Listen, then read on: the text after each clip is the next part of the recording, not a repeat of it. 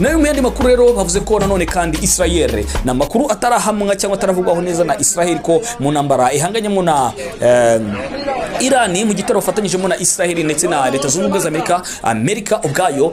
Ndagira ngo mubwire ko bavuze ko nanone Benjamin Netanyahu ministre wa Israel bikekwa ko yaba yakomerekeye mu bitero byagabwe na Irani mu mugoroba wa 11. Ibi nabyo nandi makuru yavugwa cyane, ariko nanone Donald Trump yari yaburiye Irani ko itakwiye guhagarika ibicuruzwa birimo birava mu muhora hagati cyangwa se muri nyanja nini. Irani nayo yavuze ati nta gicuruzwa na kimwe cyemewe gusohoka mu gihugu cyangwa gica mu nyanja hafi y'iwacu, kuko iyi ntambara mwatugabweho ni intambara natwe twe kubahombyamo, niko yabwiraga USA.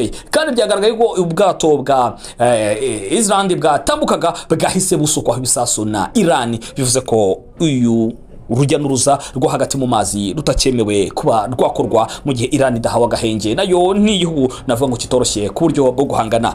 Njye wumva nitwa Paul Nyawe nakagaruka. Ciao ciao.